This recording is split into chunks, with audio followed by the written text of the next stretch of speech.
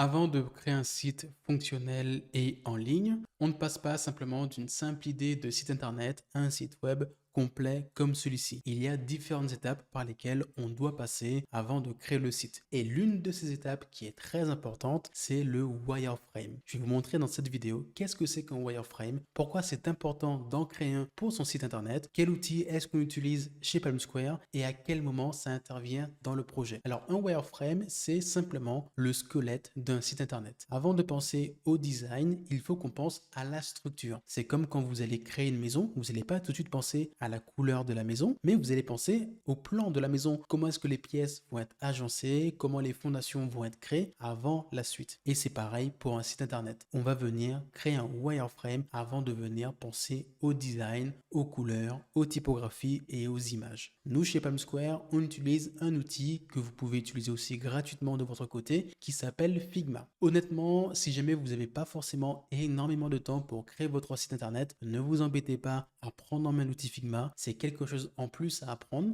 Par contre, si vous êtes un peu touche à tout, que vous aimez tester de nouveaux outils, n'hésitez pas à l'utiliser. Je vous ai mis en description un kit que vous allez pouvoir utiliser afin de créer plus facilement vos wireframes. Alors nous, comment est-ce que ça fonctionne? Avant de penser au wireframe, quand on collabore avec une personne, on va venir créer la structure de son site. On va venir créer une sorte de plan, une structure des différentes pages. C'est ce qu'on appelle une arborescence. Si jamais vous souhaitez en savoir plus sur les arborescences, je vous ai mis en description une vidéo dans laquelle je parle de l'outil qui s'appelle octopus.do. Je vous montre à quoi ça sert et comment l'utiliser. Et nous, on va venir partir de cette arborescence, donc ce plan, pour venir prototyper les différentes pages du site internet. On va vraiment penser à où est-ce qu'on va mettre tel et tel élément, où est-ce qu'on va mettre les images, les boutons, les textes, les différents services, tout le contenu en fait que le client va nous fournir ou qui existe déjà, on va venir le mettre en forme. On va pas juste copier-coller le contenu et le mettre sur une page, mais on va penser à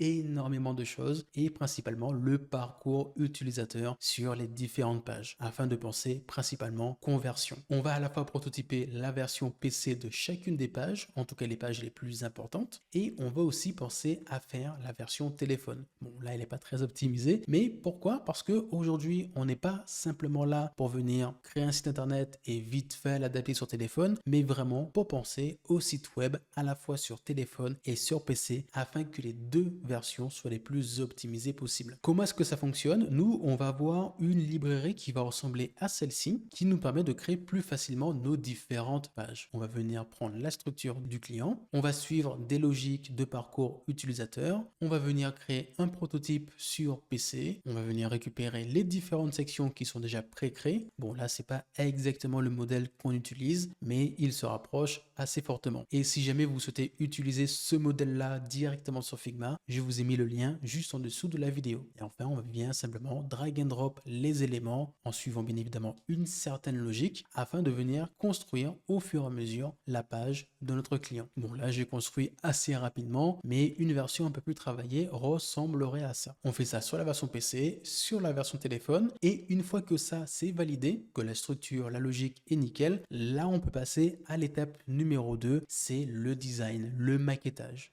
Donc, on transforme cette version sans couleur en une maquette prototypée, dynamique, avec la charte graphique du client, les typographies, les images, et on se retrouve avec quelque chose qui est prêt à être intégré. Parce qu'après, une fois que la maquette est terminée, nous, on prend la maquette et on l'intègre section par section sur WordPress. On vient simplement se baser sur cette section et reproduire au pixel près la même chose sur le site. Ça permet plusieurs choses. Déjà de gagner énormément de temps et d'éviter d'avoir trop d'allers-retours. Que le client sache exactement qu'est-ce qu'il va avoir une fois que le site sera livré. Et vous, de votre côté, imaginons que vous faites votre site par vous-même, ça vous permet de mieux vous projeter. Même si c'est une étape qui peut vous demander plus de temps et qui n'est pas forcément tout le temps recommandé quand vous manquez de compétences sur WordPress, la création de site internet et que vous manquez de temps. Mais si jamais vous passez par un prestataire, ça peut être une très bonne solution à mettre en place. En tout cas, faire en sorte que votre prestataire vous fasse un wireframe avant de passer à l'étape de maquettage. J'espère qu'avec cette vidéo, vous savez maintenant pourquoi c'est important de créer un wireframe et aussi qu'est-ce que c'est. Sur ce, si jamais vous avez apprécié la vidéo, n'hésitez pas à vous abonner à la chaîne et on se retrouve assez vite pour d'autres contenus.